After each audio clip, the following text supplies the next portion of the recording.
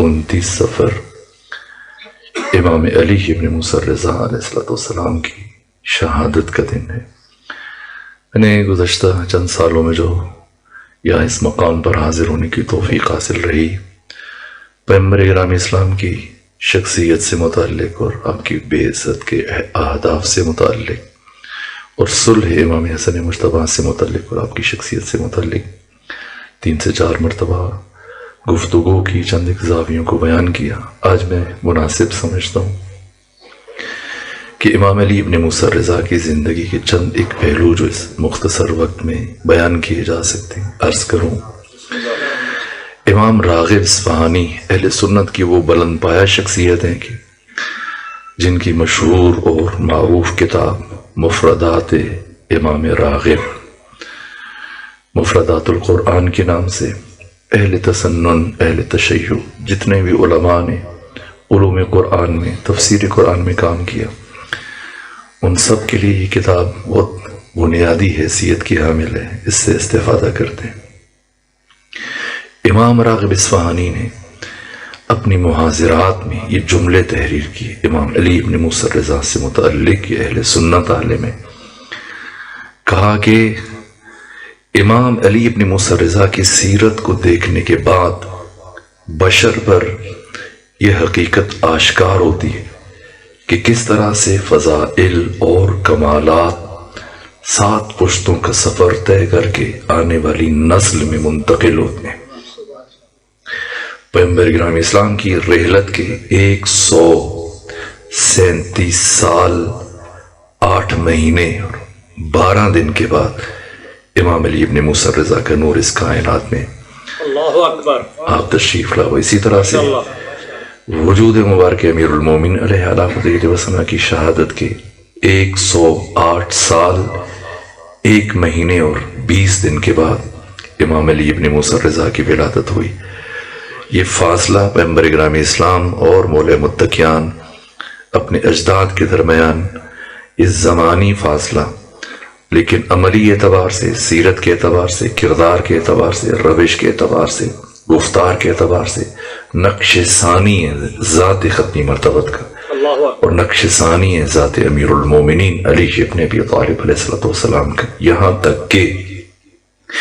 اہل سنت کے بڑے بڑے علماء نے اس بات کو تحریر کیا کہ پیغمبر گرامی اسلام کے ایک صحابی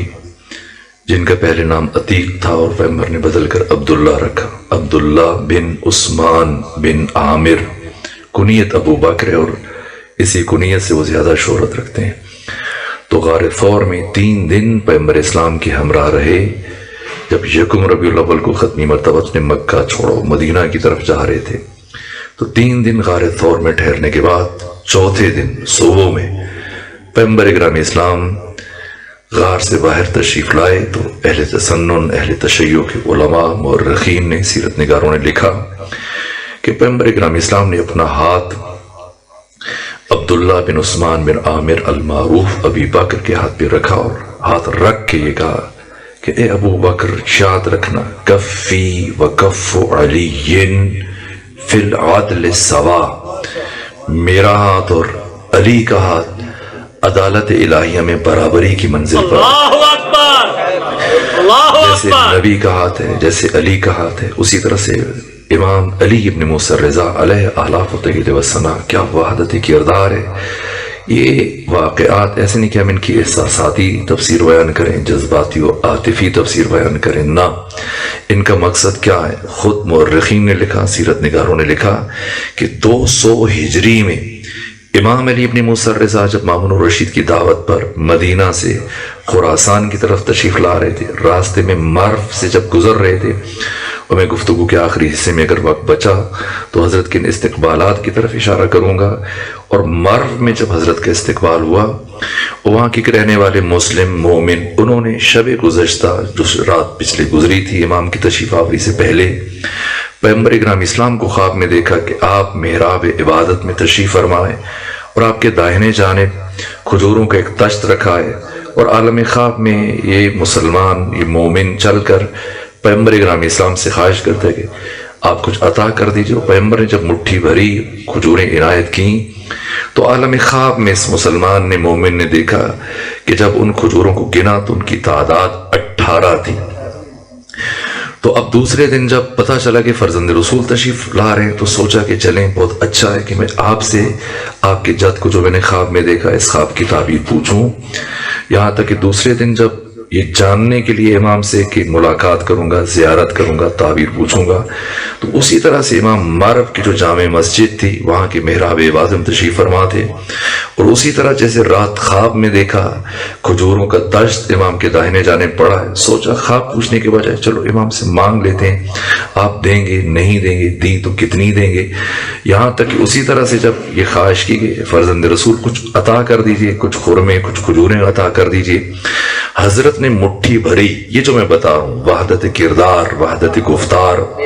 یہاں تک کہ ہاتھ کے اندازے میں کتنی وحدت پائی جاتی ہے، کردار، سیرت و عمل۔ جیسی مٹھی بھری امام علی ابن موسیٰ رضا نے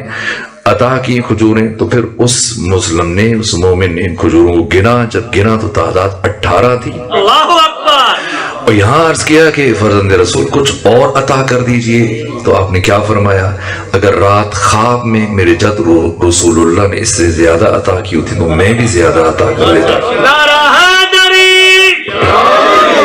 یہ کردار، یہ وحدت، یہ گفتار کی، یہ وحدت گفتار، وحدت کردار، وحدت سیرت، جہاں تک کہ خود مامون الرشید کے دربار میں ایک شخص آیا اور آ کے کہنے لگا، اے مامون الرشید میرے پاس ایک قیمتی گران بہا جنس ہے، اگر تم خریدنا چاہو۔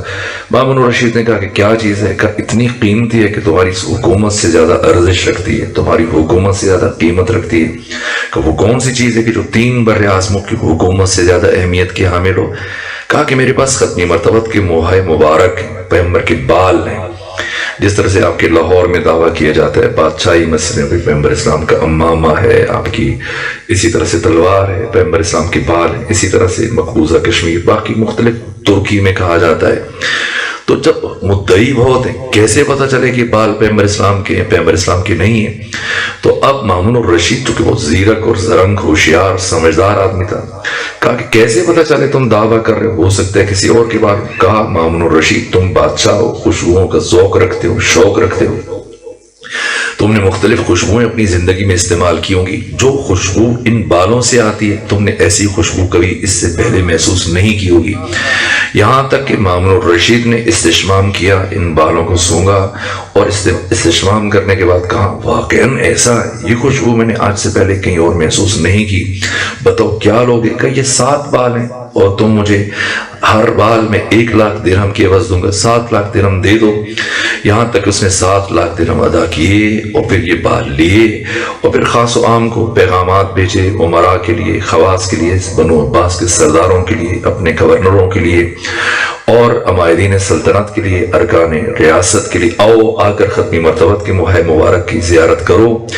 سب آتے رہے اور پھر آ کے یہاں تک کہ امام علی ابن موسیٰ رضا کی جانب بھی پیغام بھیجا گیا کہ آپ بھی تشریف لائیں اور اپنے جد رسول اللہ کی موہائے مبارک کی زیارت کریں۔ جب امام علی ابن موسیٰ رضا تشریف لائے تو آپ نے انگشت سبابہ سے 3 بال الگ کیے، 4 بال الگ کیے۔ تو مامون الرشید نے استفسار کیا کہ فرزند رسول یہ 3 بات آپ الگ کیوں کر رہے ہیں، 3 بالوں کو 4 الگ کیوں کر رہے ہیں؟ فرمایا اس لیے کہ یہ 3 بال میرے جد رسول اللہ کے نہیں ہیں اور یہ 4 بال میرے جد رسول اللہ کے۔ کہ آپ کو کیسے پتا چلا؟ فرمایا اس لیے کہ مجھے ان 3 بالوں سے اپنے وجود کی خوشبو محسوس نہیں ہو رہی، ان 4 بالوں سے مجھے اپنے وجود کی خوشبو محسوس ہو رہی ہے۔ کہ یہ وہ بات ہے، یہ جو بات آپ بیان کر رہے ہیں ایسی بات آپ کے لیے حجت رکھتی ہے، وہ بات کریں جو سب کے لیے حجت رکھے۔ کسے پتا چلے کہ آپ کی وجود کی خوشبو ان بالوں سے محسوس ہو رہی ہے نہیں ہو رہی ہے، یہ بات آپ خود جانتے ہیں، وہ بات کریں جو ہم سب کے لیے حجت قرار پائے۔ حضرت نے فرمایا کہ آگ روشن کرو۔ جب آگ جلائی گئی تو حضرت نے فرمایا کہ ان 3 بالوں کو آگ میں رکھو۔ اس نے کہا پیغمبر کے بال ہیں؟ فرمایا نہ تم رکھو۔ جب یہ 3 بال رکھ دیے گئے، آگ میں ڈالے گئے تو تینوں بال جل گئے۔ اس کے بعد امام علی ابن موسیٰ رضا نے فرمایا کہ اب یہ 4 بال آگ میں رکھو، اور جب 4 بال رکھے گئے تو آگ بجھ گئی۔ اللہ اکبر۔ ایک مرتبہ مامون الرشید نے پوچھا کہ فرزند رسول علی ابن موسیٰ رضا یہ کیا معاملہ ہے، یہ کیا ماجرا ہے؟ تو آپ نے فرمایا کہ اللہ نے ہم محمد و آل محمد کے جسموں کو دنیا اور آخرت کی آگ پر حرام قرار دیا۔ بے شک بے شک۔ یہ وحدت کردار ہے، وحدت عمل ہے۔ بظاہر یہ فاصلہ ہے 137 سال 8 مہینے 12 دن کا فاصلہ پیغمبر اکرام اسلام کی رحلت سے، اور 108 سال 1 مہینہ 20 دن کا اپنے جد امیر المومنین سے فاصلہ ہے، لیکن کردار کے اعتبار سے، عمل کے اعتبار سے اب وزن کیجئے جو امام راغب اصفہانی جیسے محقق اور اتنی برجستہ ترین شخصیت نے یہ جملہ کہا کہ اگر کوئی یہ جاننا چاہتا ہے کہ کس طرح کائنات میں خاندان کے اندر 7 پشتوں میں کمالات، عزتیں، فضیلتیں، شرف سفر کرتے ہوئے 7 پشتوں کا سفر اس طرح سے طے کر کے آنے والی نسل میں منتقل ہوتے ہیں، تو علی ابن موسیٰ رضا کی کردار کو دیکھے کہ اگر کوئی یہ جاننا چاہتا ہے کہ اگر پیغمبر گرامی اسلام علیہ الصلوۃ والسلام 148 ہجری سے لے کر 203 ہجری تک ان 55 سالوں میں کیسے زندگی گزارتے، نبی ہوتے کیسے زندگی گزارتے، علی ہوتے تو کیسے زندگی گزارتے، بے عین ہی ویسے زندگی گزارتے جس طرح سے آپ کے فرزند علی ابن موسیٰ رضا نے زندگی گزاری۔ بے شک یہاں تک کہ آقا کا علم، جتنا بھی وقت ہے میں چند ایک پہلوؤں کی طرف اشارہ کروں۔ امام کا علم، آپ کی معرفت، آپ کی عبادت، جود و عطا، امام کی سخاوت، امام کی تواضع، امام کی جرأت اظہار، علم اور معرفت سے متعلق یہ خود امام راغب اصفہانی کے کلمات ہیں۔ کان کلامہ کلہ وجوابہ وتمثلہ انتزاعات من القرآن۔ امام اہل سنت راغب اصفہانی کی یہ جملے کہ ان 55 سالوں میں امام علی ابن موسیٰ رضا جب بھی گفتگو کرتے تھے، جب بھی بات کرتے تھے، کان کلامہ کلہ، آپ کا سارا کلام، ساری گفتگو، و جواب، اگر کسی کی بات کا جواب دیتے، و تمثل، کسی کی بات کے جواب میں مثال لے کے آتے، انتزاعات من القرآن، قرآن مجید کی آیات کو پیش کیا کرتے تھے، اور یوں زندگی بھر ہر 3 دن میں امام ایک قرآن مجید کی تلاوت مکمل کرتے تھے۔ چوتھا دن شروع ہونے سے پہلے سفر میں، حضر میں، دیس میں، پردیس میں، گھر میں، باہر ہیں، کبھی چوتھا دن شروع نہیں ہوا، 3 دن میں قرآن حکیم کی تلاوت آپ مکمل کر لیا کرتے تھے۔ یہاں تک کہ ابا سلط ہروی جو سالہ سال امام علی ابن موسیٰ رضا کے ساتھ رہے، عرض کیا فرزند رسول، آپ میں دیکھتا ہوں کہ اتنی تواتر کے ساتھ کئی سالوں سے دیکھ رہا ہوں کہ چوتھا دن شروع ہونے سے پہلے آپ قرآن مجید کی تلاوت مکمل کر لیتے۔ فرمایا ابا سلط ہروی، اگر خدا سبحان کی طرف سے قرآن مجید میں تدبر، تعقل، تفکر کا حکم نہ دیا گیا ہوتا تو میں اس سے بھی جلد قرآن مجید کی تلاوت مکمل کر لیتا۔ ہر 3 دن میں زندگی بھر یہ معمول رہا امام علی ابن موسیٰ رضا کا، اور پھر ہر رات 1000 رکعت نماز ادا کیا کرتے تھے۔ اسے علماء اہل تسنن نے اپنی اپنی کتابوں میں تحریر کیا، یہاں تک کہ دیبل خزائی وہ شاعر انقلاب جب امام کی بارگاہ میں حاضر ہوئے اور وہ مرثیہ پڑھا، جس کے بعد امام نے 10,000 درہم عطا کیے، اور اس کے بعد ایک پیرہن عطا کیا، ایک قمیص عطا کی، اور وہ پیرہن عطا کرتے ہوئے فرمایا کہ اے دیبل، اس پیرہن کا بہت خیال رکھنا کہ میں نے اس پیرہن کو پہنے ہوئے 1,10,00,000 رکعت نماز ادا کیے، اور میں نے اس پیرہن کو پہنے ہوئے اس حال میں 1000 مرتبہ قرآن مجید کی تلاوت کی ہے۔ آپ کا علم، آپ کی معرفت، سب سے پہلے آپ کی علم و معرفت، اور پھر آپ کی عبادت، کہ خود آپ سے متعلق جو روایات ہیں خود اعجاب انگیز ہیں، وقت نہیں کہ میں ان کی طرف اشارہ کروں۔ یہاں تک کہ عمران صحابی جب امام 200 ہجری میں پہنچے یہاں پر خراسان میں اور 3 سال گزارے، تو وہاں پر اس زمانے کا بہت بڑا محقق، دانشور، جہاں تک بہت بڑا مناظر کہ تمام بڑے بڑے مسلمان علماء کو شکست دے چکا تھا، مفتی ہیں، محدث ہیں، حافظان قرآن، مفسران قرآن، سب کو شکست دینے کے بعد خود جب امام پہنچے تو مامون الرشید نے سوچا کہ خود امام کا امتحان لے، آزمائش لے، اور پھر اس نے عمران صحابی سے کہا کہ اب علی ابن موسیٰ رضا ہیں، ان سے اور محققین نے لکھا ہے، سیرت نگاروں نے لکھا، 3 دن مسلسل عمران صحابی آ کر امام علی ابن موسیٰ رضا سے سوالات کرتا رہا، کئی ہزار سوال پوچھے، اور کسی ایک سوال کے جواب میں بھی امام نے لا ادری نہیں کہا کہ میں اس کا جواب نہیں جانتا۔ یہاں تک کہ تیسرا دن تھا اور جیسی نماز ظہر کا وقت آیا، امام علی ابن موسیٰ رضا نماز ادا کرنے کے لیے اٹھے، عمران صحابی نے کہا فرزند رسول بس کچھ لمحے چند لمحے مزید بیٹھ جائیے، میں منقلب ہو رہا ہوں، میری حالت بدل رہی ہے، مجھے یہ محسوس ہو رہا ہے کہ میرا دل آپ کی طرف اس طرح سے جذب ہو رہا ہے، مجھے لگ رہا ہے کہ میں آپ کے نظریے کو، آپ کے عقائد و آپ کی تعلیمات و آپ کے افکار، آپ کی معتقدات کو قبول کر لوں گا، بس چند لمحے اور توقف کر لیجئے۔ امام نے فرمایا جب نماز کا وقت ہو رہا ہے تو ممکن نہیں ہے کہ جب علی ابن موسیٰ رضا کا خدا اسے ملاقات کی دعوت دے تو وہ ایک لمحہ نماز میں تاخیر کرے۔ یہ آپ کی عبادت ہے، وہ آپ کا علم کہ مامون الرشید کے پاس 3 سال امام رہے، 200 ہجری سے لے کر 203 ہجری تک ولی عہد سلطنت کی حیثیت سے۔ باقی دوسرے ملکوں سے جب سفیر آتے تھے، دوسرے ملکوں سے جب خواص آتے تھے، مہمان آتے تھے، اسی طرح سے پیغامبر آتے تھے نامہ لے کر، پیغام لے کر، مامون الرشید سے جب وہ ملاقات کرنے کے لیے آتے تھے تو کسی نہ کسی ترجمہ کرنے والے کو بٹھاتا تھا۔ کسی ملک سے اگر کوئی مثلا کوئی رومی زبان بولنے والا ہے، کوئی فرانسیسی زبان بولنے والا ہے، کوئی دوسری 3 بر اعظموں میں حکومت ہے، تو جہاں سے کوئی آتا ہے، کوئی بھی زبان ہندی بولنے والا ہے، کوئی دوسری زبان فارسی بولنے والا ہے، مامون الرشید کسی نہ کسی ٹرانسلیٹر کو بلاتا تھا، کسی نہ کسی ترجمہ کرنے والے کو بلاتا تھا، پھر وہ بتاتا تھا کس نے یہ کہا، پھر مامون الرشید جواب دیتا تھا۔ لیکن ان 3 سالوں میں ظاہر ہے کہ آپ ولی عہد سلطنت ہیں، جس طرح سے وہ آنے والا مامون الرشید سے ملاقات کرتا تھا، اسی طرح سے امام علی ابن موسیٰ رضا سے ملاقات کرتا تھا، اور ان 3 سالوں میں کبھی ایک مرتبہ بھی ایسے نہیں ہوا کہ امام نے کسی ترجمہ کرنے والے کو بلاؤ کو ترجمہ کرو۔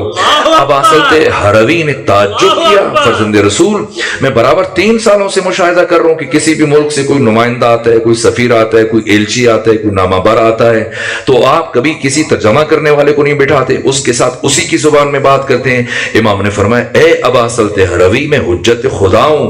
اور حجت خدا ہر انسان کی زبان کو جاننے والا ہوتا ہے۔ اللہ نے ہمیں منطق الطیر عطا کیا ہے، اللہ نے ہمیں فصل الخطاب عطا کیا، یہاں تک کہ امام وہ ہوتا ہے حجت خدا جو خود جانوروں سے گفتگو کرے، ان کی بات سنے، ان کی بات کو سمجھے۔ یہ مشہور معروف روایات ہیں، یہاں تک کہ جو ایران میں لقب آپ کے حرم میں داخل ہوتے ہیں بڑے جلی حروف میں، جو زامن آہو، آہو یعنی ہرن، جب ایک ہرن اس طرح سے وہ شکاری نے شکار کیا، ہرن کو کھینچ کر لے کے جا رہا تھا، تو ایک مرتبہ جیسی اس ہرن کی نگاہ امام کے چہرے پر پڑی تو وہ اس طرح سے اس نے خود چھڑوایا خود کو اس شکاری سے، امام کے پاس پہنچ کر اپنی زبان میں کچھ کہا، یہاں تک امام علی ابن موسیٰ رضا نے اس شکاری سے کہا کہ آپ کچھ لمحوں کے لیے اجازت دو کہ یہ ہرن اپنے بچے کو دودھ پلا کے آ جائے، پھر واپس آ جائے گی، پھر تم اسے لے جانا۔ یہاں تک کہ اس شکاری نے کہا کہ کیسے ممکن ہے کہ میں اس ہرن کو اتنا دن لگایا، وقت خرچ کیا، اس شکار کو چھوڑ دوں، وہ کیا گارنٹی ہے، اور کس طرح سے ایسے ممکن نہیں ہے کہ میں اپنے شکار کو چھوڑوں، لیکن خود ایسے ہوتا نہیں ہے، اور میرا دل یہ کہہ رہا ہے، میرے عقل یہ کہہ رہی ہے کہ میں یہ کام نہ کروں، لیکن آپ کے چہرے کے نور کو دیکھ کر میرا جی یہ چاہ رہا ہے کہ میں آپ پر اعتماد کروں، اور میں سمجھتا ہوں کہ یہ جانور، یہ ہرن واپس آ جائے گی۔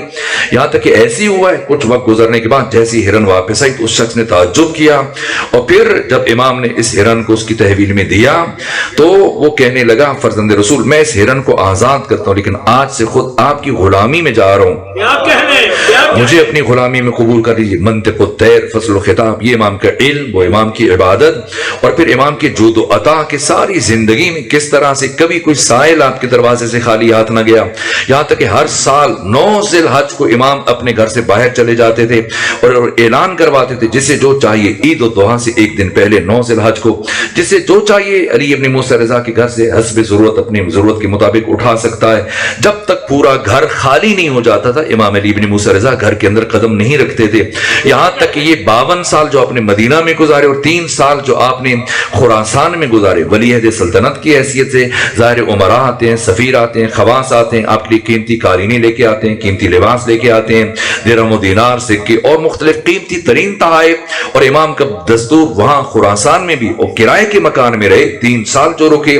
جو آپ کے لیے شاہی محل کے لیے جگہ خالی کی گئی تھی، امام نے وہاں سکونت سے انکار کیا، اور برابر 3 سال 2 کمرے تھے کرائے کے، وہاں اپنے غلاموں کے ہمراہ رہتے تھے، اور اسی طرح سے ہر سال 9 ذی الحج کو آپ گھر سے باہر کرسی لگا کے بیٹھ جاتے اور صرف نماز کی ادائیگی کے لیے گھر کے اندر تشریف لاتے یا آرام کے لیے، اور پھر جب تک پورا گھر خالی نہ ہو جاتا، یہاں تک کہ فاضل ابن سہل مامون الرشید کا جو وزیر اعظم تھا، جب کسی کام کی ادائیگی کے لیے ہارون مامون کا پیغام لے کے آیا، دیکھا تھڑا تھڑا لوگ چیزیں لے کے جائے جا رہے ہیں، کہنے لگا فرزند رسول یہ تو خسارہ ہی خسارہ ہے، نقصان ہی نقصان ہے، جس مال کو حاصل کرنے کے لیے انسان اپنی پوری زندگی خرچ کر دیتا ہے، اب وہ مال اسی طرح سے لٹائے جا رہے ہیں، کوئی شک ہو سکتا ہے وہ اپنی ضرورت سے زیادہ اٹھا رہا ہو۔ امام نے فرمایا اے فضل ابن سعد، خسارہ تب ہوتا جب میں دنیا سے چلا جاتا، سارا مال یہاں چھوڑ کے چلا جاتا، میں اس سے استفادہ نہ کر سکتا۔ میں نے جہاں ہمیشہ زندگی گزارنی ہے وہاں جانے سے پہلے اس مال کو پہلے سے اپنے لیے منتقل کر رہا ہوں، میری نگاہ میں فائدہ ہی فائدہ ہے۔ یہ امام کا جود و عطا کہ خود جب 3 سال آپ نے خراسان میں گزارے، اس دوران میں جو آپ کی تعلیمات میں ایک خط موجود ہے کہ آپ نے اپنے فرزند امام محمد تقی 4.5 برس کی عمر میں اپنے فرزند سے الگ ہو گئے تھے، اور پھر 3 سالوں میں دوبارہ کبھی ملاقات نہیں ہوئی اپنے بیٹے کے ساتھ، یہاں تک کہ خط لکھا کہ اے میرے بیٹے محمد تقی، جب آپ ہر روز گھر سے باہر نکلتے ہیں، مسجد نبوی میں تشریف لے کے جاتے ہیں، تو ایسے میں آپ کے غلام، آپ کے مصاحب اور آپ کے ساتھ چلنے والے خاندان کے افراد چونکہ ان کے اندر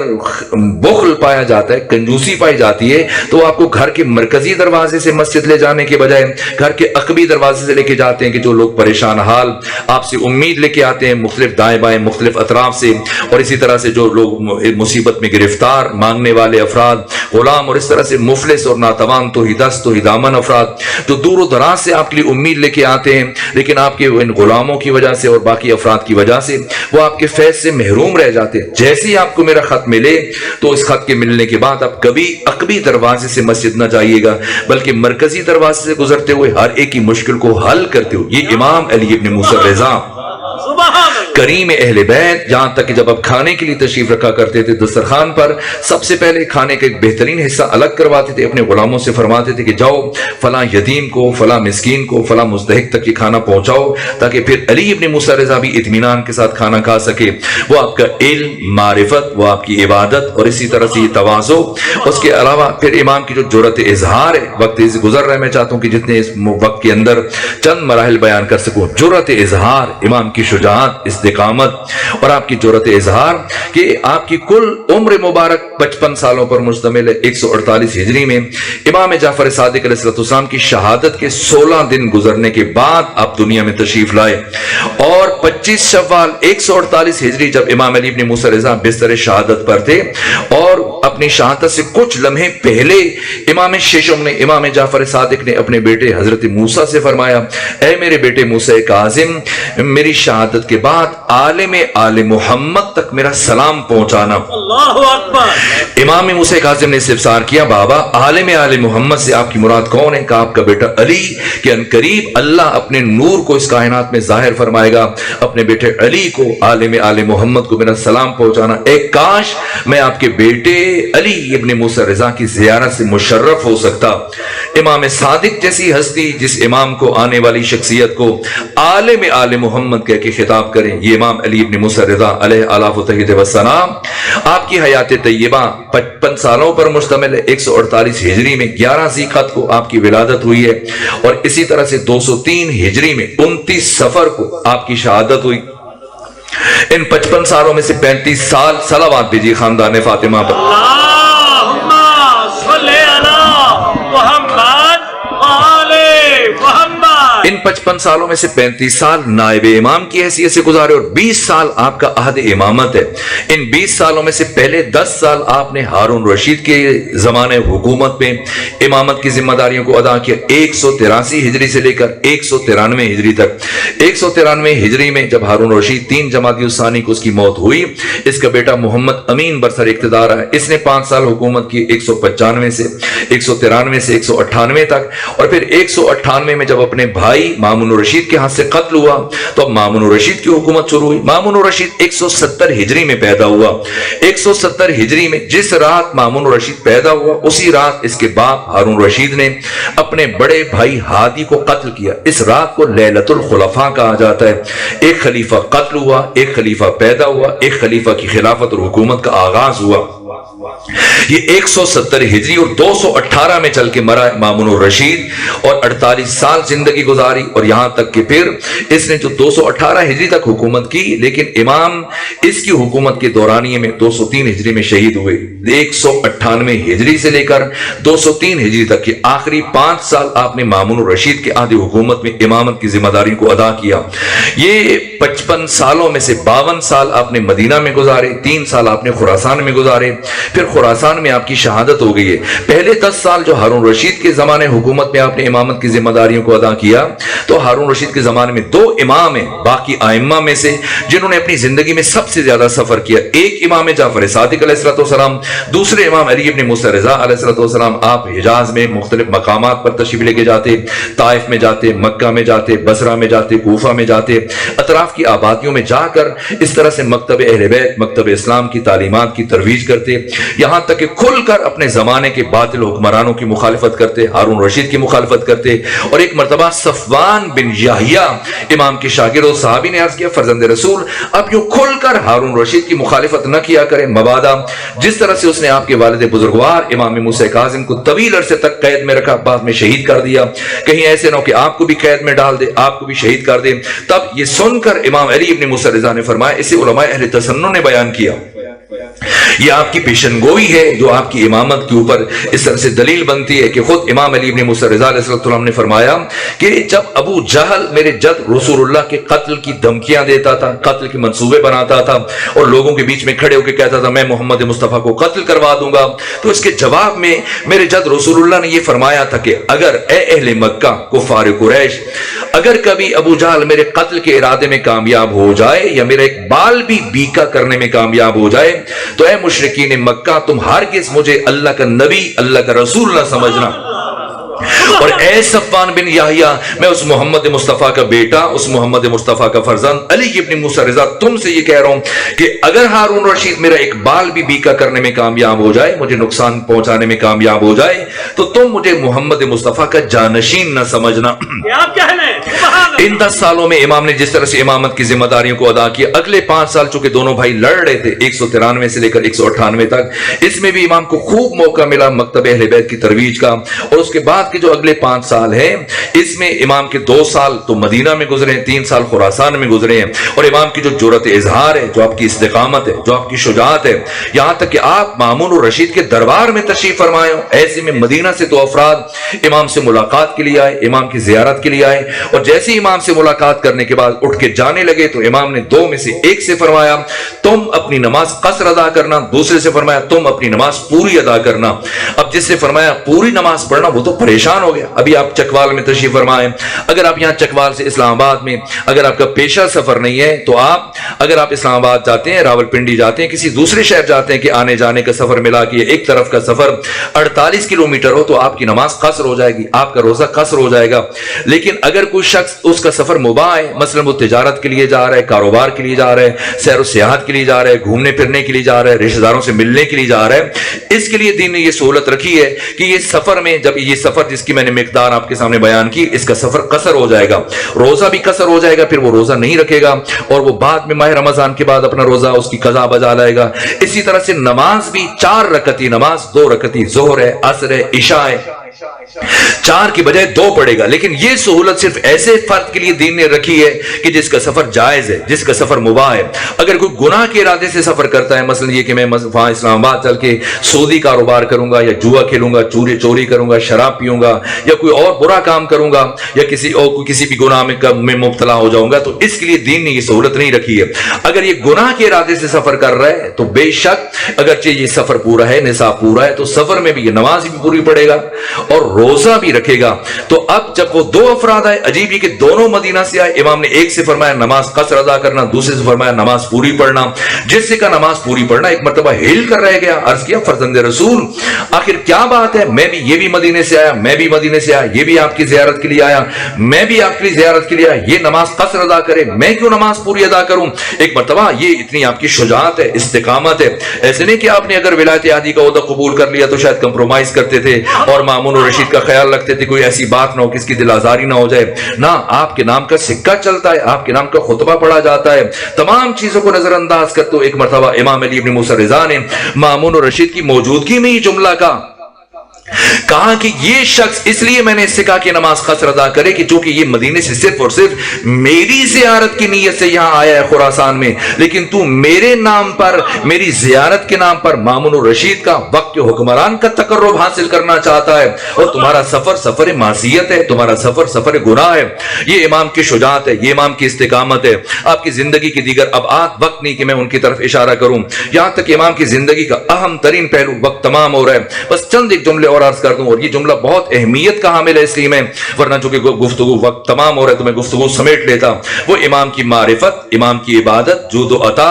امام کی سخاوت اور امام کی تواضع، کے غلاموں کے ساتھ بیٹھ کے کھانا اس طرح سے تناول فرماتے تھے کہ خود فضل ابن سال چکرا کر رہ گیا جب امام کے گھر میں آیا، مامون الرشید کا پیغام لے کر دیکھا، تمام غلام، تمام خادمین، تمام نوکر ایک ہی دسترخوان پہ امام کے ہمراہ بیٹھ کے کھانا کھا رہے ہیں، تو تعجب کیا، فرزند رسول آپ ولی عہد سلطنت ہیں اور آپ کے نام کا خطبہ پڑھا جاتا ہے، پوری 3 بر اعظموں میں آپ کے نام کا سکہ چلتا ہے اور آپ غلاموں کے ساتھ بیٹھ کے کھانا کھا رہے ہیں۔ فرمایا اے فضل ابن سہل، جب علی ابن موسیٰ الرضا کا اور ان غلاموں کا خدا ایک ہے تو پھر دسترخوان ایک ہونے میں کیا خرابی؟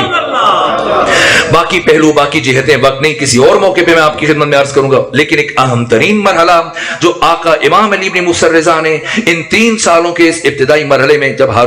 مامون الرشید نے آپ کو بلایا، مدینے سے خراسان میں دعوت دی، تو یہ وہ مرحلہ یہ میری نگاہ میں غدیر کے بعد اہم ترین واقعہ ہے ولایت معصومین علیہ السلام کے حوالے سے، کہ کس طرح سے امام نے اپنی عظمت کو، شرف کو، مقام کو، اپنے مقام اور رتبے کو، اپنی ولایت کو بیان کیا کن لفظوں کے ساتھ، یہاں تک کہ امام کو جب برابر کئی مہینے تک خط و کتابت کا سلسلہ جاری رہا اور مامون الرشید مصر رہا کہ آپ خلافت قبول کریں، ظاہر جو اپنے بھائی کو قتل کر رہا ہے، محمد امین کو قتل کر رہا ہے، تو کیا وہ خود مخلص تھا کہ امام کو آپ ولایت عہدی کی پیشکش کر رہے ہیں خلافت کی؟ نہ، اب وقت نہیں ہے، کبھی اس سے حوالے سے گفتگو ہوئی تو میں تفصیلاً آپ کی خدمت میں عرض کروں گا۔ بہرحال یہ اس کی سیاسی چال تھی، یہاں تک کہ جب اپنے مسلسل کئی مہینے تک خط و کتابت رہی تو امام نے خلافت قبول نہیں کی، ولایت عہدی کو قبول کیا اور مشروط طور پر قبول کیا کہ میں ایک شرط پر تمہاری ولایت عہدی قبول کروں گا کہ میں عزل النصب میں میری کوئی شمولیت نہیں ہوگی، نہ میں کسی کو عہدے پہ بٹھاؤں گا، نہ کسی کو عہدے سے ہٹاؤں گا، کوئی افسر ہے، گورنر ہے، نہ میں اس کو عہدہ دوں گا، نہ کوئی ذمہ داری دوں گا،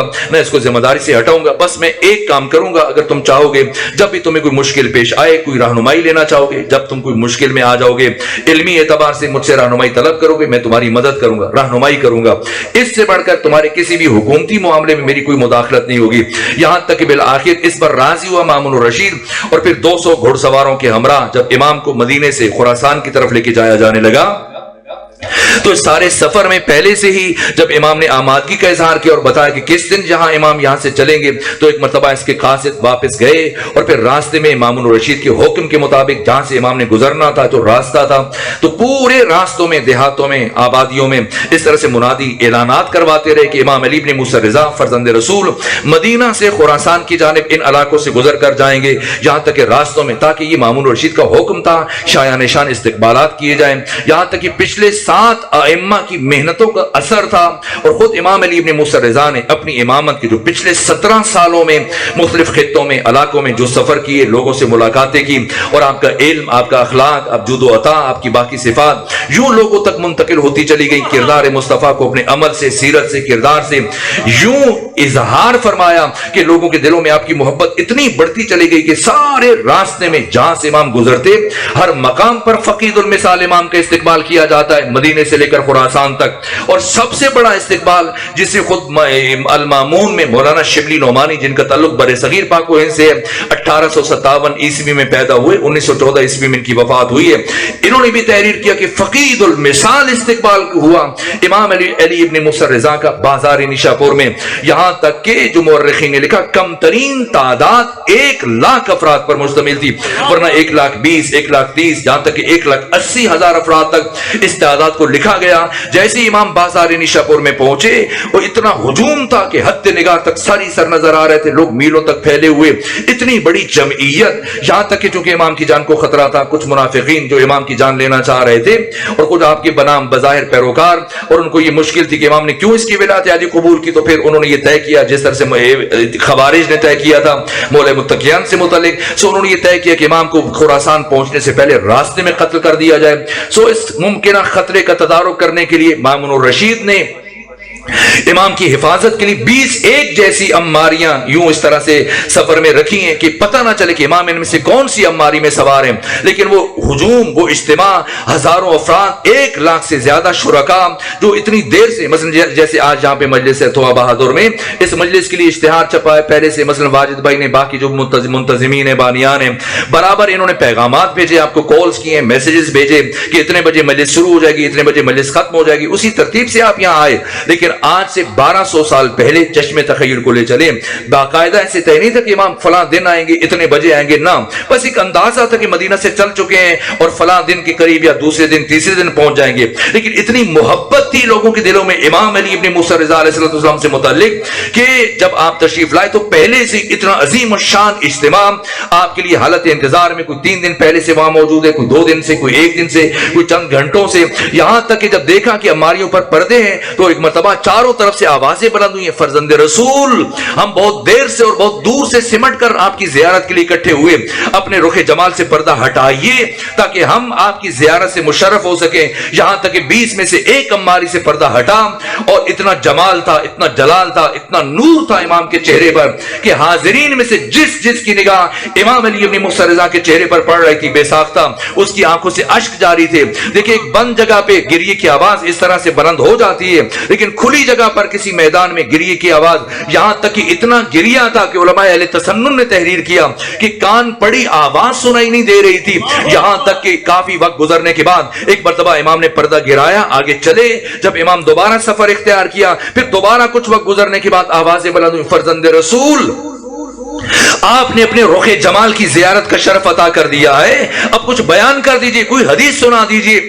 در حالی کی مورخین نے لکھا ہے کہ 24,000 سے لے کر 28,000 محدثین قلمدان اس عظیم اجتماع میں موجود تھے. خود محمد بن اسماعیل بخاری جنہوں نے صحیح بخاری جیسی کتاب لکھی ہے، امام مسلم بن حجاج جنہوں نے صحیح مسلم لکھی ہے، وہ ان دونوں کے استاد جاہیہ بن معین جن کی تشویق پر محمد بن اسماعیل بخاری نے صحیح بخاری لکھی، یہ بڑے بڑے محدث بازار نیشہ پور میں موجود ہیں. یہاں تک کہ امام احمد ابن حنبل جو برادران اہل تسنن کے ائمہ اربعہ میں سے بہت بڑی شخصیت ہیں، امام شافعی، مالک ابن انس اور اس طرح سے امام نعمان بن ثابت، ابو حنیفہ، ان تینوں کا علم جمع کیا جائے تب بھی برابری نہیں کر سکتے امام احمد ابن حنبل. پہاڑ سے وزنی نام ہے یہ امام احمد ابن حنبل جن کی وفات 241 ہجری میں ہوئی، یہ خود موجود ہیں. اتنے بڑے بڑے محدث 24,000 سے لے کر 28,000 تک قلمدان لکھنے والے محدثین موجود ہیں. تو پھر امام سے کیوں اصرار کیا جا رہا ہے کہ آپ حدیث بیان کریں؟ تو کسی محدث کی زبان سے حدیث کا سننا اور ہے اور اپنے زمانے کی محمد مصطفیٰ کی زبان سے حدیث کا سننا اور ہے.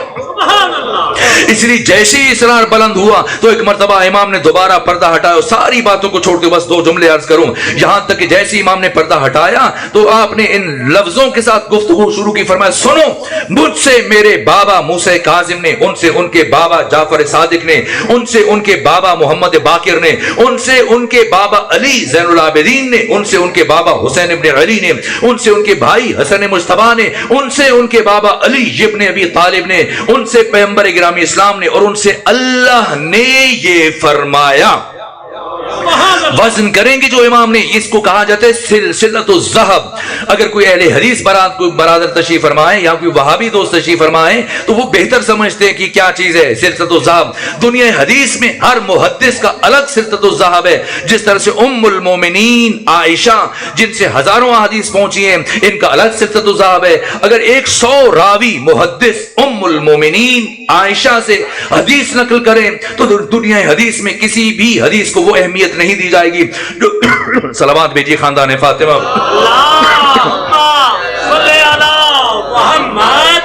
جو ان کے بھانجے عروہ بن زبیر کی حدیث کو اہمیت دی جائے گی. اگر عروہ بن زبیر ام المومن سے حدیث نقل کرے اسے جو اہمیت ملے گی، آگے عروہ بن زبیر سے آگے 1000 محدث حدیث نقل کریں کسی کو اہمیت نہیں دی جائے گی. جو محمد ابن مسلم ابن شہاب زہری ان سے حدیث نقل کرے یہ ان کا سلسلۃ الذہب ہے. اسی طرح سے ابو ہریرہ، باقی روات محدثین. اور یہ سلسلۃ الذہب جسے امام علی ابن موسیٰ رضا نے بیان کیا بازار نیشہ پور میں، اور جس انداز سے خود خدا تک پہنچے، خود امام احمد ابن حنبل پہاڑ سے وزنی نام ہے، وہ شخصیت کہ 9 برس کی عمر میں آپ نے فتویٰ دینا شروع کیا اور ان کی عمر 19 سال تھی جب امام کی امامت کا آغاز ہوا، اور بازار نشاپور میں جب امام پہنچے ان کی عمر 36.5 سال تھی، اور امام کی شہادت کے وقت امام احمد ابن حنبل کی عمر 40 سال تھی۔ یہ امام احمد ابن حنبل کے تاریخی الفاظ ہیں۔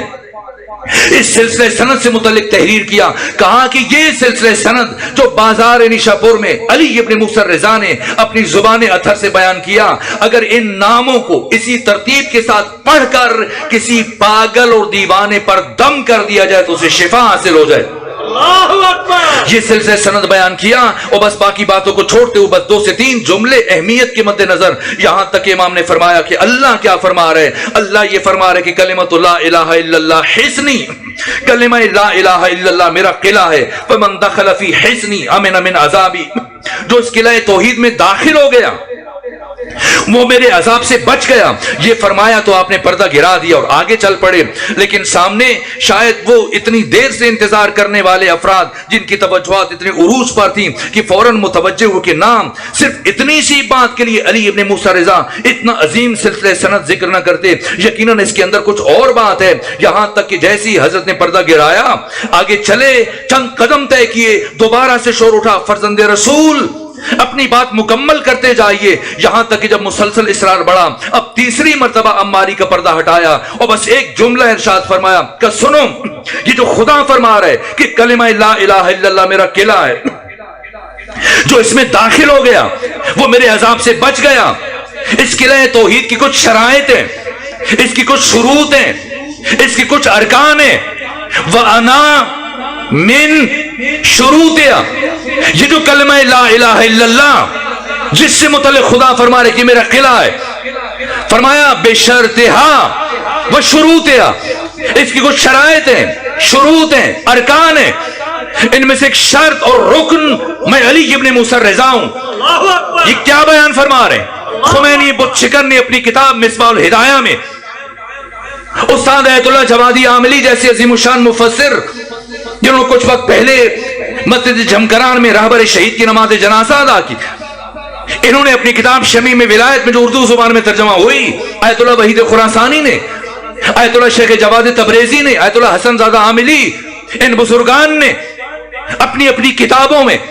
امام علی ابن موسیٰ رضا کے ان کلمات کی تفسیر بیان کرتے ہوئے کہا کہ حضرت کیا بیان فرمانا چاہ رہے ہیں؟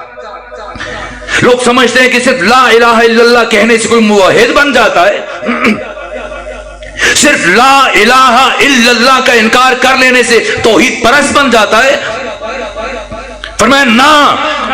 لا الہ الا اللہ توحید ہے لیکن کمال توحید نہیں۔ اللہ اکبر۔ یہ توحید کا نقطہ آغاز ہے،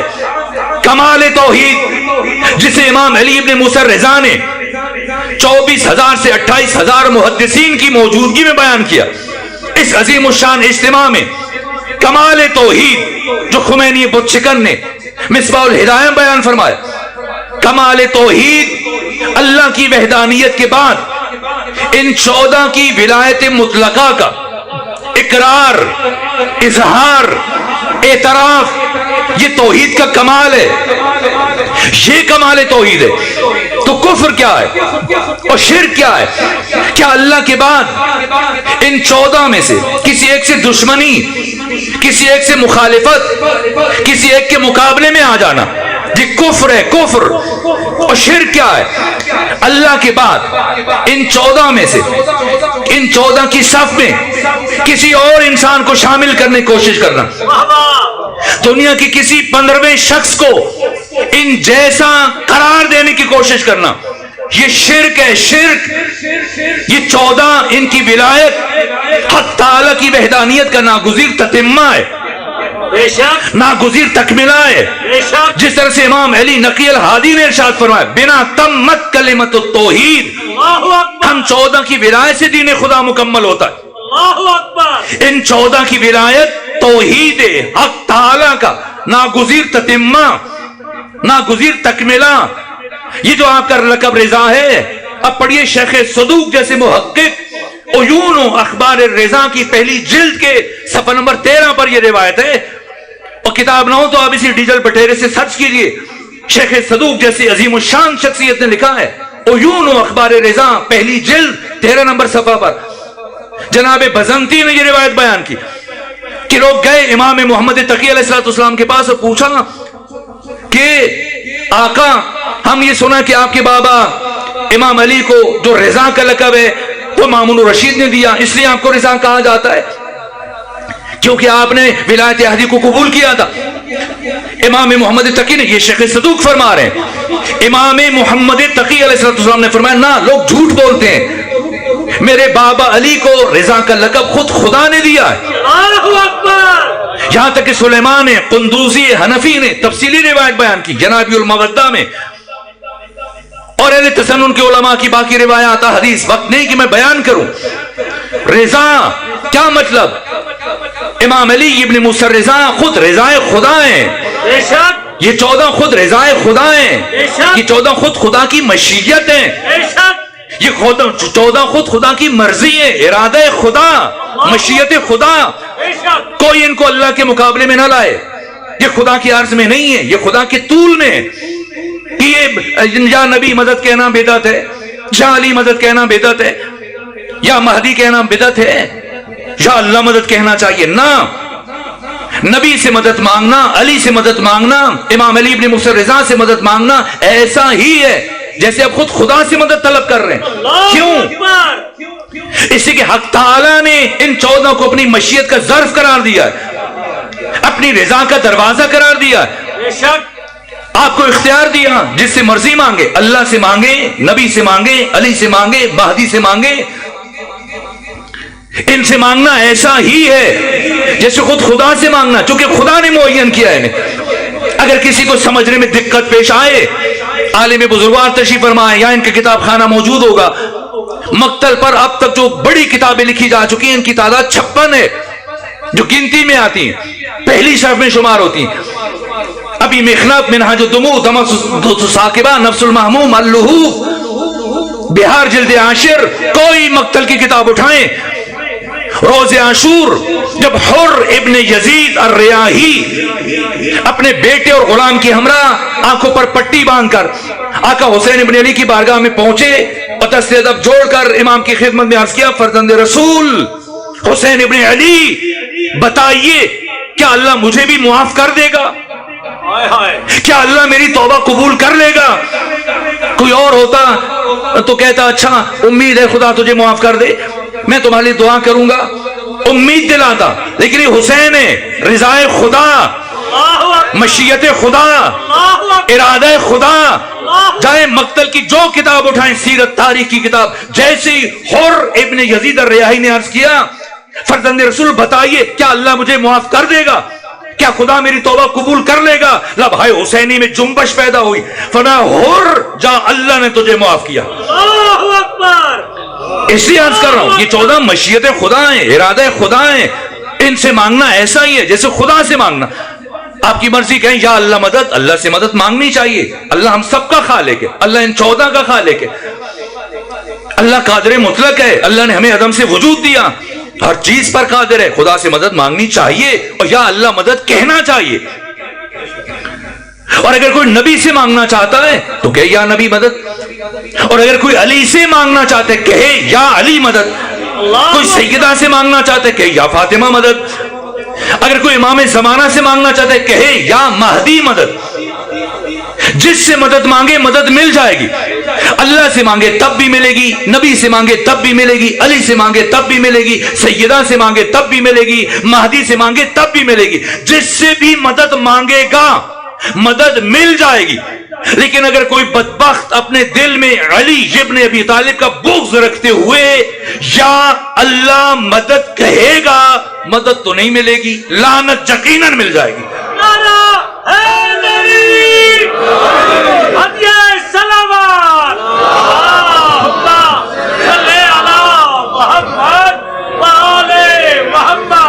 میں شرمندہ ہوں کہ اپنی اللہم صلی اللہ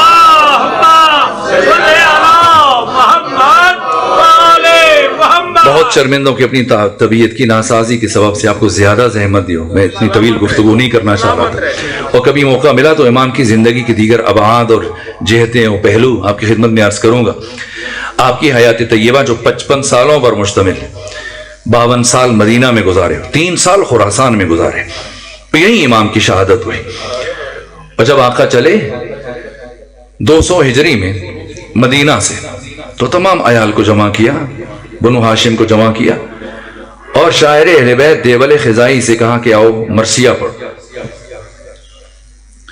اور جب انہوں نے مرثیہ پڑھا، پیغمبر اسلام سے شروع کیا، ہر معصوم سے متعلق ایک ایک دو اشعار کہتے ہوئے جب امام موسیٰ کاظم تک پہنچے اور مرثیہ روکا، حضرت نے فرمایا کہ دیول خزائی 2 مزید اشعار کا اضافہ کرو۔ جناب دیول نے عرض کیا فرزند رسول کون سے 2 مزید اشعار اضافہ کروں؟ کہ آپ یہ شعر پڑھو جس کا مفہوم یہ ہے کہ اب ان قریب سرزمین طوس میں بھی زہرا کے ایک بیٹے کی قبر بننے جا رہی ہے۔ ہائے ہائے ہائے ہائے تڑپ کر پوچھا کون ہے وہ؟ میں نہیں جانتا۔ کہے دیول خزائی مجھے پردیس میں شہید کیا جائے گا، ہائے ہائے وہ قبر جس سے متعلق تجھے کہہ رہا ہوں وہ خود میری قبر ہوگی، علی ابن موسیٰ رضا کی قبر۔ ہائے ہائے یہاں تک کہ جناب دیبل نے امام کے کہنے پر گریہ کرتے وہ اشعار پڑھ دیے، تو پردے میں دوسری جانب جو خواتین تھیں ایسا کوہرام برپا ہوا، یہاں تک کہ کنیز دوڑی دوڑی آئی، امام کی خدمت میں عرض کیا فرزند رسول مرثیہ رکوا دیجیے۔ پوچھا کیا ہوا؟ کہا جب سے آپ نے موت کی بات کی ہے اور دیبل خزائی نے مرثیے میں یہ شعر کہا ہے، تب سے آپ کی بہن جناب معصومہ نے یوں گریہ کرنا شروع کیا کہ بالآخر بے ہوش ہو گئی، ہائے ہائے اور ہمیں ڈر ہے کہ کہیں ان کی موت نہ ہو جائے۔ امام علی ابن موسیٰ رضا اٹھ کر تشریف لائے۔ میں ایک جملہ عرض کروں، اپنے بھائی کو شہید ہوتے ہوئے نہیں دیکھا، ہائے ہائے صرف سنا، بھائی کی موت اور شہادت کا سنا، سن کر بے ہوش ہو گئی۔ صرف سنا، جناب معصوم قوم 201 ہجری میں آپ کی شہادت ہوئی۔ ہائے یہ روایت جو عام طور پہ کہ آپ کی شہادت کے بعد آئی ہو، کوئی کسی کتاب میں ایسی کوئی روایت موجود نہیں ہے۔ امام کی زندگی میں شہید ہو، آپ کی زندگی میں رخصت ہو، اور تفصیل کبھی کسی اور موقع پہ عرض کروں گا۔ بس میرے عزیزو،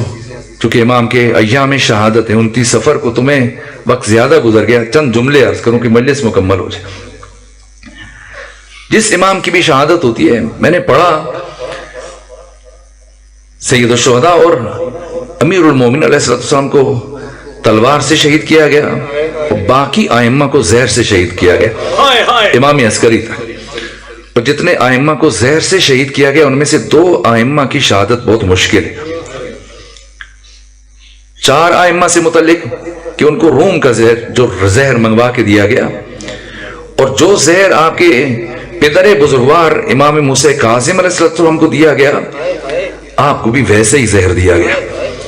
اور جو کلمات آپ سے متعلق باقر شریف القرشی نے تحریر کی،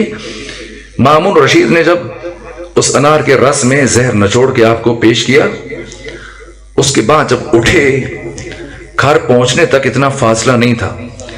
لیکن کئی مرتبہ زمین پہ بیٹھے ہو کے پھر اٹھے، ہائے ہائے ہائے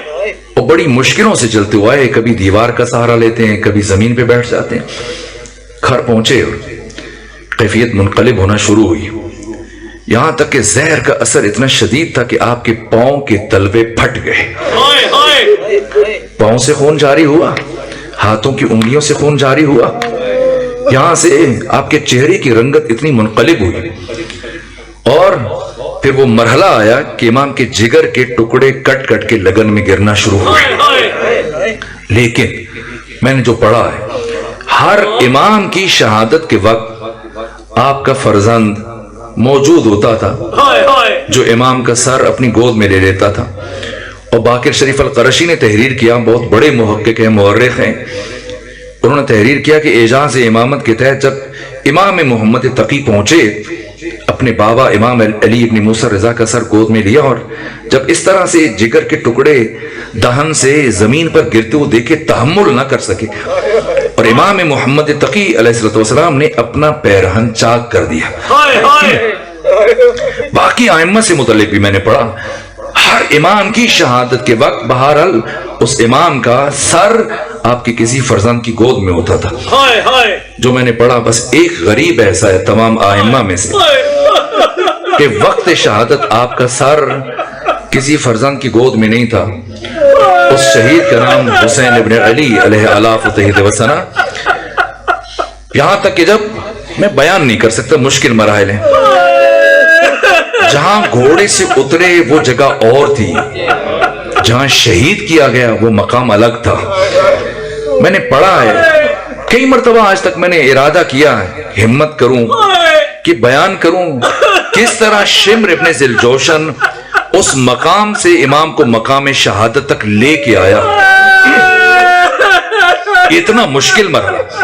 اس نشیب میں جب لے کے آیا، اور پھر وہ مرحلہ کہ امام کو کندھوں سے دھکا دیا،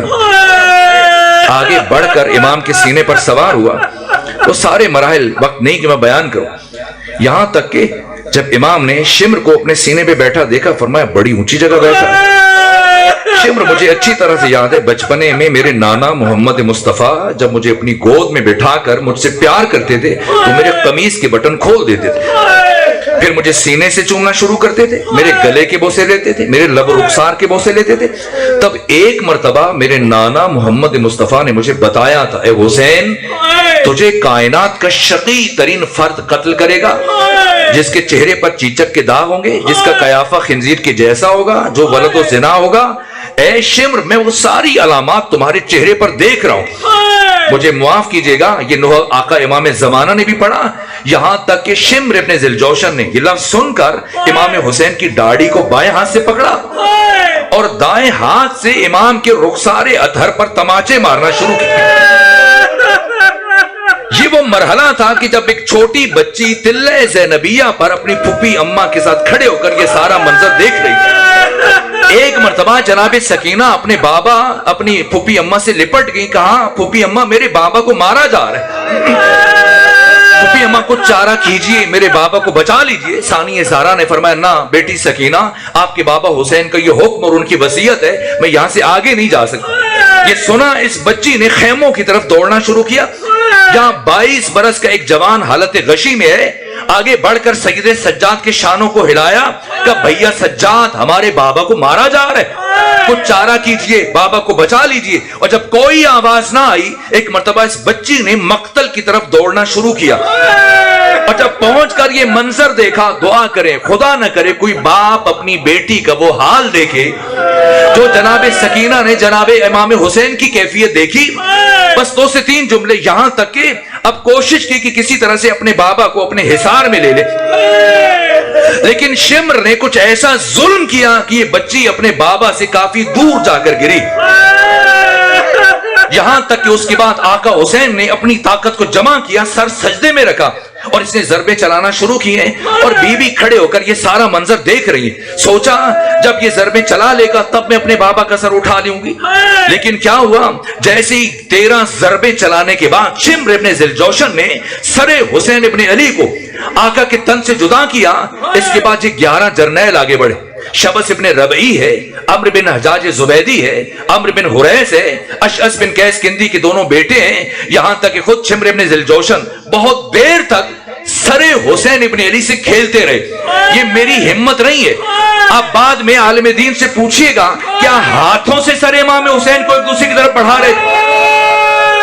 اتنی گستاخی کے ساتھ سر حسین کے ساتھ جسارت کی جا رہی تھی، اور یہ بچی برابر کھڑے ہو کر انتظار کرتی رہی کہ ابھی میرے بابا کا سر مجھے دے دیا جائے گا،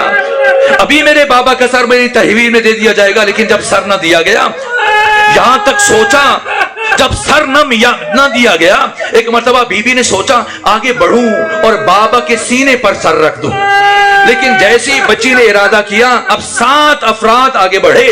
اہل مقاتل نے لکھا ہے، منہاج الدموع دمت و ثاقبات، تمام اہل مقاتل نے لکھا، سب سے پہلے اخنس بن مرشد آگے بڑھا، اس نے آگے بڑھ کر امام حسین کا امامہ لوٹا۔ پھر اسحاق حضرمی آگے بڑھا، اس نے آگے بڑھ کر امام حسین کا پیرہن اتارا۔ اس کے بعد اسود بن خالد آگے بڑھا، اس نے آگے بڑھ کر امام حسین کے جوتے اتارے۔ اس کے بعد جمی بن خلق آگے بڑھا، اس نے آگے بڑھ کر امام حسین کی تلوار لوٹی۔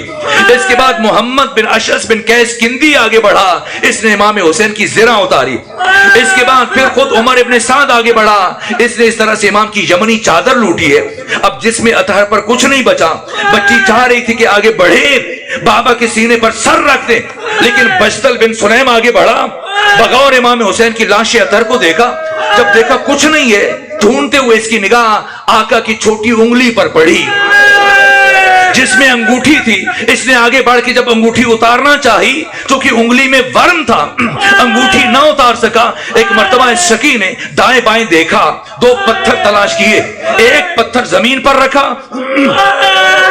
दूसरे पत्थर से इमाम हुसैन की उंगली को काटना शुरू किया, और बच्ची सारा मंजर देख रही थी। बस मेरे अजीजों, इसके बाद खुद चाहा अब बाबा के सीने पर सर रखें, लेकिन अब 10 कसीफ अफराद आगे बढ़े, घोड़ों की नालबंदी हुई, सरे इस तरह से लाश हुसैन को पायमाल किया गया। पूरे सफर में 11 मुहर्रम से लेकर 28 सफर तक, इस सारे सफर में इस बीबी को हसरत रही कभी कुछ लम्हों के लिए बाबा का सर मिल जाए, कुछ देर के लिए बाबा से मिल ले, लेकिन सारे सफर में बाबा का सर नहीं मिला। कैसा सफर है, तारीख इंसानी का मुश्किल तरीन सफर। न सकत है, न तबीयत में इतनी काबिलियत है कि अब मैं मजीद को बयान कर सकूं, लेकिन मुझसे वाजिद भाई ने कहा मैं चंद जुमले जनाब सकीना से मुतल्लिक अर्ज करूं, अगर सुन सके कुछ मसाइब जो मैं कभी नहीं पढ़ता हूं, लेकिन उन्होंने ख्वाहिश की है और अय्याम अज़ा के इख्तितामी मराहिल हैं, तो मैं एक जुमला, ये जो 11 जर्नैल थे, इनमें हज्जार बिन अबजर वो शकी था कि जब बीबी का सफर गुजर रहा था, सबसे मुश्किल सफर, मैं रियाज और कुद्स की रिवायत इसी इलाके में पढ़ के जा चुका हूं, सारी बीबियों बच्चों में से मुश्किल तरीन सफर सकीना बिंतुल हुसैन का था। और सफर की अजियत के सबब से जब बीबी रो रही थी और रोने की आवाज बुलंद हुई, क्या किया हज्जार इब्ने अबजर ने? लोग समझते हैं सिर्फ सैयदा ज़हरा का पहलू शिकस्ता हुआ, सिर्फ सैयदा ज़हरा का पहलू जख्मी हुआ। जाए अहले सुन्नत उलमा ने लिखा है कि एक मर्तबा ये शकी बीबी का गिरिया सुनकर घोड़ा दौड़ाते हुए आगे बढ़ा और करीब पहुंचकर एक लहजा जनाब सकीना के पहलू में पैवस्त कर दी। ये कयामत के मराहिल है। बस अजीजों, इस अजीज को रोक दीजिए, मैं 2 जुमले, ये तारीख है, इन बच्चों तक, जवानों तक मुंतकिल हो जाए, यहां तक कि खुद कैद में, ये मुश्किल तरीन मराहिल है। और बस आखिरी जुमले अर्ज कर रहा हूं। फिर वो मरहला आया कि जिस दिन जनाब सकीना, खुद जजीद ने जो गुफ्तगू की जनाब सकीना के साथ, इसे इब्ने असीर जज़री ने लिखा है, कहा कि एक मर्तबा जजीद ने पूछा कि ऐ बच्ची, मैंने सुना है तू हमेशा अपने बाबा के सीने पे सोया करती थी। सुनेंगे जनाब सकीना ने यजीद की बात सुनकर क्या जुमला का या यजीदो मा निम तो मुनजो कोतिल अबी, ऐ यजीद ऐसा ही है, मैं अपने बाबा के सीने पे सोया करती थी, लेकिन जिस दिन से मेरे बाबा शहीद हुए उस दिन से लेकर आज तक मैं नहीं सो पाई। मुसलसल जागने वाली सकीना, यहां तक कि जिंदान में वो मरहला आया, एक झप आपकी आंख लगी, जब आंख लगी कुछ वक्त सोई है, बाबा को ख्वाब में देखा, फिर आंख खुल गई। जब आंख खुल गई बीबी ने रोना शुरू किया, कहा अभी मेरे बाबा थे, मुझसे प्यार कर रहे थे, मुझसे बातें कर रहे थे, मेरे बाबा कहां चले गए? बीबियां मुतवज्जी हुई हैं कि बच्ची ने बाबा को ख्वाब में देखा। हर एक, कभी उम्मे रुबाब आगे बढ़ रही है, कभी सानिया ज़हरा आगे बढ़ रही है, कभी इमाम सज्जाद आगे बढ़ रहे हैं। हर एक की ख्वाहिश है किसी तरह जनाब सकीना को खामोश करवाएं, लेकिन ना खामोश करवा सके। इतना दर्द था जनाब सकीना के गिरिये में, यहां तक कि बाकी बीबियों ने रोना शुरू किया। और ये आधी रात का वक्त था जब गिरिये की आवाज यजीद के दरबार तक, महल तक पहुंची है, इसकी आरामगाह तक पहुंची है, तो एक मर्तबा इसकी आंख खुली है। और जो इसका मुसाहिब है इब्ने असीर जज़री ने लिखा कि इसने आकर अब्दुल्ला बिन ताहिर जब उसको बुलाया, यजीद ने कहा ये क्या शोर है, ये गिरिये की आवाजें कहां से आ रही है? तो बताया अब्दुल्ला बिन ताहिर ने, कहा हुसैन इब्न अली की छोटी बच्ची है, उसने ख्वाब में अपने बाबा को देख लिया, अब कहती है मैंने बाबा से मिलना। एक मर्तबा यजीद कहने लगा अब्दुल्ला जाओ, जाकर इस बच्ची को अपने बाबा से मिला दो। अब्दुल्ला बिन ताहिर कहते मैंने सोचा कि यजीद जब सोया था तो शराब पी के सोया था, अब शराब के नशे में भला हुसैन तो कत्ल हो चुके, मैं कैसे बाप को बेटी से मिलवाऊं? तो मैंने दोबारा हैरत से यजीद की तरफ देखा तो यजीद ने तश्त की तरफ इशारा किया, कहा अब्दुल्ला बिन ताहिर ये तश्त ले जाओ, जाके इसकी बेटी को दे दो। और जैसे ही अब्दुल्ला बिन ताहिर तश्त लेके चला, मैंने रिवायात में पढ़ा अभी खराबे में दाखिल नहीं हुआ था, अभी जिंदान में दाखिल नहीं हुआ था। जैसे आप हदीस किस्सा के जुमले पढ़ते हैं, इसी तरह से जैसे ही जिंदान के करीब पहुंचा, एक मर्तबा जनाब सकीना अपने मकाम से उठ के खड़ी हो गई। और क्या जुमला का इन्नी अशम्मो राहत अबी, मैं अपने बाबा की खुशबू महसूस कर रही हूं। میں اپنے بابا کی خوشبو محسوس کر رہی ہوں. یہاں تک کہ باقی بیویاں بھی اٹھی ہیں اور سب نے اٹھ کر سر امام حسین کا استقبال کیا. میں نے ساری باتوں کو چھوڑ دیا. اب اگر تحمل کریں چونکہ انہوں نے خواہش کی کہ میں کچھ جملے کہوں بیوی سے متعلق. کتنی کائنات کی مظلومہ ترین بچی. جب سر حسین لایا گیا تو ایک مرتبہ میں نے پڑھا, کئی مرتبہ جناب سکینہ نے کوشش کی بابا کے سر کو اٹھائیں, لیکن بیوی کی کلائیاں ٹوٹ چکی تھی. بیوی کی کلائیاں ٹوٹ چکی تھی. کوشش کے باوجود جب اپنے بابا کا سر نہ اٹھا سکی, ایک مرتبہ گود میں رکھا اور بابا سے باتیں کرنا شروع ہوئی. یہ احساساتی بات ہے. جب آپ سفر میں جاتے ہیں, عام طور پہ بچے بیٹیاں اپنے باپ سے زیادہ مانوس ہوتی ہیں. جب آپ زیارت پہ چلے جائیں, عمرے کے لیے چلے جائیں, حج کے لیے چلے جائیں, کسی اور کاروباری سفر میں چلے جائیں, عام طور پہ ہوتا ہے اگر کوئی بچے کو اذیت کرے, بڑا بھائی بڑی بہن, تو وہ سارے شکوے جمع کرتی رہتی ہے. وہ بچی اور کب بتاتی ہے؟ جب باپ واپس آتا ہے, باپ کی گود میں بیٹھ کر ایک ایک بات بتاتی ہے. مجھے بہن نے ڈانٹا تھا, مجھے بھائی نے مارا تھا. ایک مرتبہ طویل عرصے کے بعد آج جب بابا کا سر آیا, جناب سکینہ نے اپنے بابا سے باتیں کرنا شروع کی. بابا جان, یہاں شام میں عمرا کی بیٹیاں نرم اور نازک تکیوں پر سر رکھ کر سوتی ہیں. آپ کی بیٹی سکینہ مٹی اور ریت کا تکیہ بنا کر سوتی ہے. بابا جان, یہاں عمرا کی بیٹیاں ٹھنڈے میٹھے شربت پیتی ہیں. آپ کی بیٹی سکینہ برابر کئی دن تک پیاسی رہتی ہے. اور اگر سن سکیں, ایک مرتبہ کہا بابا جان, آپ کی بیٹی سکینہ کے کچھ دانت ٹوٹ چکے ہیں, کچھ دانت ہل چکے ہیں. بابا اب مجھ سے بولا نہیں جاتا. اور اس کے بعد جو چوتھا جملہ کہا بابا, آپ کی بیٹی سکینہ 4 برس کی عمر میں بوڑھی ہو گئی. آپ کی بیٹی سکینہ سے اب دیوار کا سہارا لے کر چلتی. الا لعنت اللہ علی القوم الظالمین وسيعلم الذين ظلموا أي منقلب ينقلبون. پروردگار